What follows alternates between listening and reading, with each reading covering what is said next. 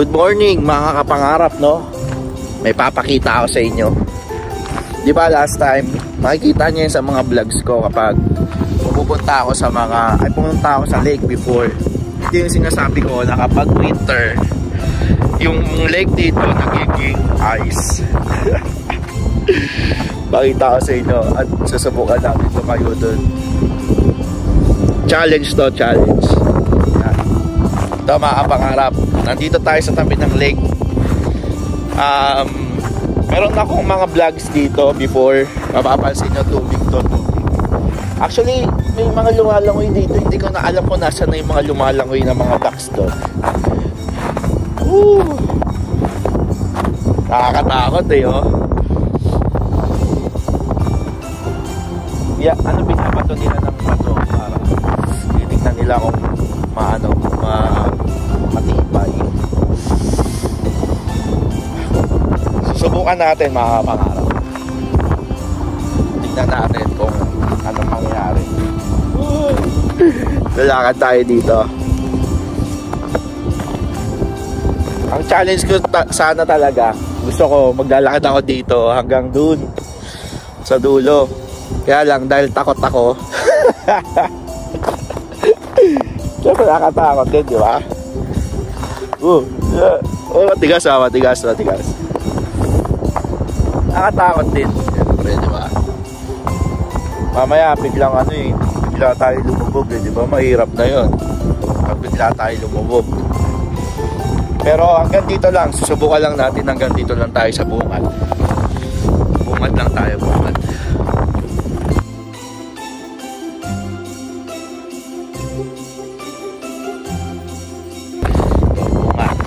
Ito lake na to, mga pangarap yan, ha? Ito. Actually, ito tinatayuan ko ngayon na site na to.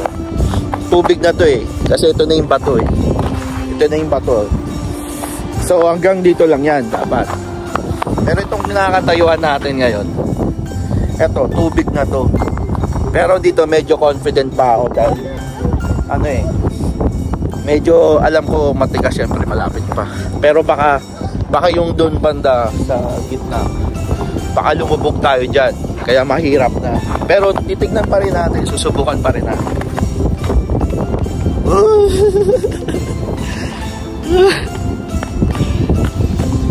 Nakatakot eh, baka lumubog tayo eh. Mahirap na eh. First time natin gagawin to, no? Yan, tatayo tayo dito. Hop. Yan, ganyan. Ito, tubig na to before. Madulas siya. Oh. Nakatakot eh. Baka bigla tayo lumubog eh. Hindi na natin itutuloy kapangarap kasi delikado eh. Unless kung may makita ako na may gumagawa talaga. Pero yan sana yung challenge ko eh. Maglalakad ako dito hanggang doon. Kaya lang delikado, ayoko. Baka kung anong mangyari sa atin yan. So ayun mga pangarap, pinakita ko lang naman sa inyo na ito yung lake. Yan, papakita ko sa inyo.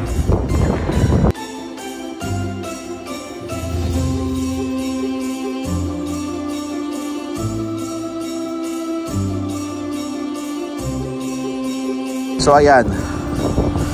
Ayan yung lake. Yan.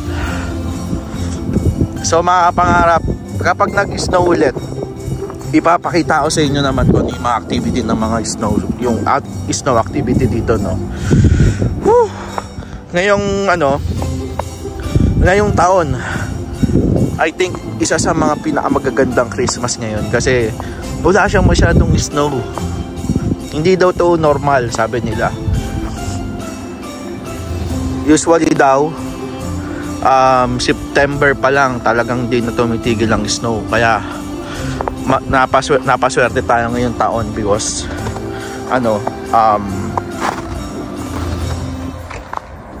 walang masyadong snow, so mas nararamdaman natin talaga yung tamang malamig lang, ganun. Yun, yung tamang malamig lang yung klima. Kaya maganda yung December ngayon. Though white Christmas pa rin naman, pero siyempre Ang hirap din kasi pag nag-i-snow dito eh. Talagang sobrang hirap. Pero ngayon napakaganda ng year. So at least hindi namin masyadong na-experience yung talagang sobrang snow. Baka next year pa. Pero okay na din. Actually sobrang lamig na rin naman talaga eh. Oo, di ba? Pwede nyo mapanood tong lake na to nung nanood kami ng fireworks dito. Yun, makikita nyo may mga lumalangoy-langoy pa dito. Tubig pa siya nun.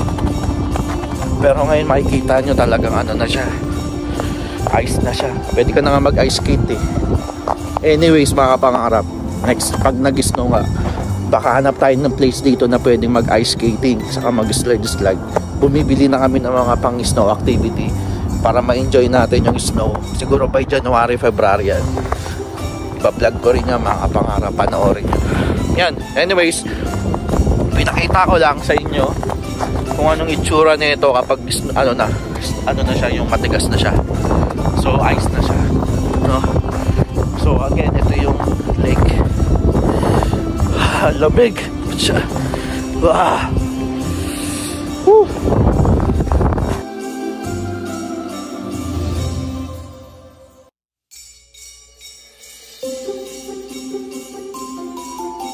So ayun mga pangarap, till next time ulit, abangan nyo ating mga vlogs kasi mas magaganda yung mga vlogs natin sa susunod because ipapakita ko naman sa inyo kung ano yung mga snow activity dito.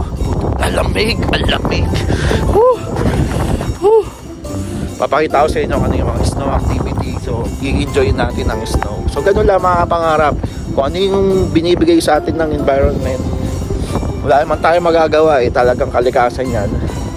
Ang tanging magagawa lang natin is i-enjoy natin kung ano yung nasa lugar natin. Yun lang. So ganun lang mga pangarap. So till next time mga pangarap, and till next vlog. Bye bye.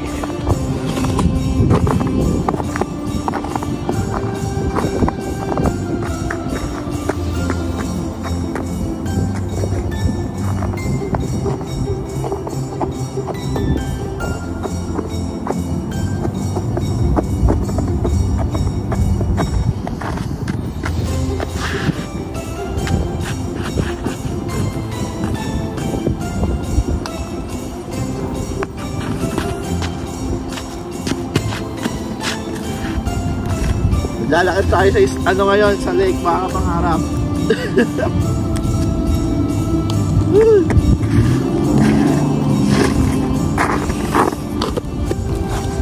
So ayun mga pangarap, sinubukan natin medyo pumunta doon.